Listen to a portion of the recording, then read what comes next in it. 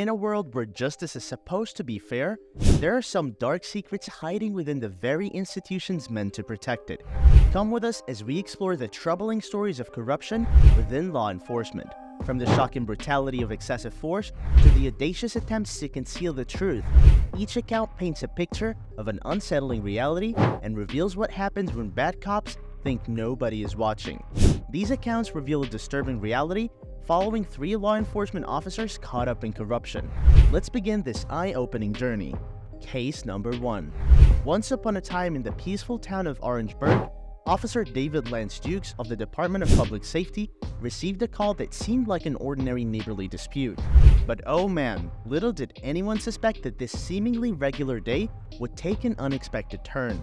A concerned woman dialed the emergency line to report a man named Clarence Gaylord, who was making a ruckus by banging on his neighbor's door. What made matters more alarming was the mention of a gun.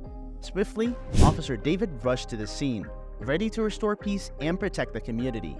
Upon arrival, Officer David firmly commanded Gaylord to get down on the floor, and surprisingly, Gaylord complied.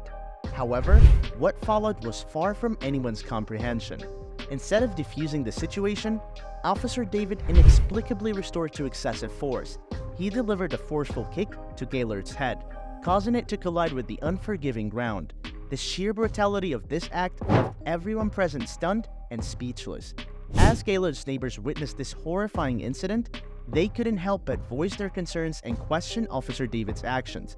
Yet, in a desperate attempt to conceal his wrongdoing, Officer David silenced their voices, trying to sweep his egregious behavior under the rug. But Officer David's misdeeds couldn't go unnoticed by his fellow officers. They began to raise questions about his unnecessary and disproportionate use of force. The mounting evidence against him cast doubt on his actions and integrity. In a daring move, Gaylord's cousin Julian confronted Officer David and demanded to see his identification card. Shockingly, the officer shamelessly denied having one. However, little did Officer David know that his own colleague, Sergeant Hollander, was about to expose his lie, revealing that they did in fact possess identification cards. Once the dust settled, Gaylord and Julian were finally released from the clutches of this nightmare. But the quest for justice was far from over. Gaylord decided to take matters into his own hands and filed a lawsuit against Officer David Lance Dukes, determined to hold him accountable for the unwarranted attack he had endured despite following the officer's commands. It was time for Officer David to face the music. As the wheels of justice turned, they didn't spare Officer David. The long arm of the law caught up with him, resulting in his arrest and the termination of his employment. No amount of justification could save him from the consequences of his actions. Even his fellow officers, once loyal, turned their backs on him, refusing to condone his outrageous behavior. Case number 2. Sadly, Officer David's case wasn't an isolated case. Corruption within law enforcement was an issue that ran deep. And in our next story, we turn our attention to Chief Deputy Michael Dunn from Newton County, whose reckless actions behind the wheel led him straight into troubled waters. Hold on tight, folks, as we delve into the night when a chief deputy found himself on the wrong side of the law. It all went down on May 12, 2019, when Arkansas State Police Trooper Michael Valentine spotted a vehicle dangerously swerving on the road. Little did he know that the driver at fault was none other than Chief Deputy Michael Kyle Dunn from the Newton County Sheriff's Office. Talk about a surprising twist. As the trooper approached the vehicle, he immediately suspected that Dunn had been hitting the bottle. To be sure, he asked Dunn to go through a field sobriety test. But alas, Dunn, fully aware of the dire consequences, refused to cooperate, leaving the trooper with no choice but to slap the cuffs on him and make an arrest. In an unexpected twist, Trooper Valentine showed true dedication to his duty as a law enforcement officer. Despite their shared profession, he refused to let Chief Deputy Michael Kyle Dunn pull rank. Trooper Valentine understood the importance of treating everyone with fairness and equality. No special treatment would sway him.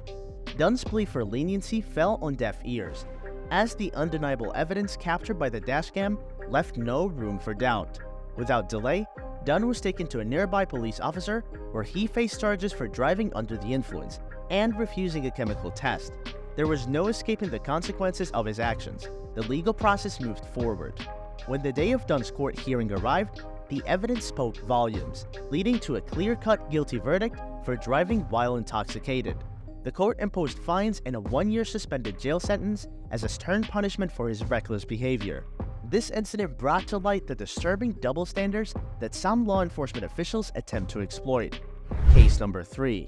Our final tale takes us to the heart of a corruption scandal involving Sheriff James Lujan. Brace yourselves as we uncover the shocking truth about how power was mised to shield a murderer. It's a tale of betrayal and the fight for justice within the system meant to uphold it. On March 22, 2020, the Espanola Police Department had a tough job. They had to catch a suspect named Philip Chacon, who was involved in a stabbing. But things got trickier when Chacon locked himself in his house. And to make matters worse, Sheriff James Lujan from Rio Arriba County showed up. You'd think the sheriff would help with the arrest, right? Well, think again. Sheriff Lujan had a different idea. He actually told the officers to leave Chacon alone. Can you believe it? But the officers knew better and politely said no. But here's the crazy part. The sheriff seemed a bit strange. The officers noticed he had alcohol on his breath. Yes, he was drunk. The Espanola Police Department didn't let this slide. They called for backup and stood their ground against the power-hungry sheriff. They were determined to do what was right, even if it meant going against someone who should have been on their side. As the investigation went on, they found out that Sheriff Lujan had been working with Chacon and talking to him on the phone. This made everyone question the sheriff's involvement in the case. But the story doesn't end there. The police wanted to look at the sheriff's phones, so they got search warrants, but it wasn't easy. The corrupt sheriff's office tried to resist the search and showed just how deep the corruption went. But guess what? The brave police officers didn't give up. They kept going, and Sheriff Lujan was finally arrested for not cooperating with the officers. This story about Sheriff James Lujan reminds us that fighting corruption is an ongoing battle. It shows how important it is for law enforcement agencies to work together, keep their communities safe, and make sure justice is served. So, let's cheer for those who stand against corruption and keep hope alive for a better and fairer future. As the curtains fall on today's show, we have uncovered some eye-opening secrets about law enforcement. By shining a spotlight on these incidents, we're paving the way for a future where honesty and responsibility rule. Remember, nobody should escape the reach of the law, and it's up to all of us to keep those in power in check. That's it for today's video.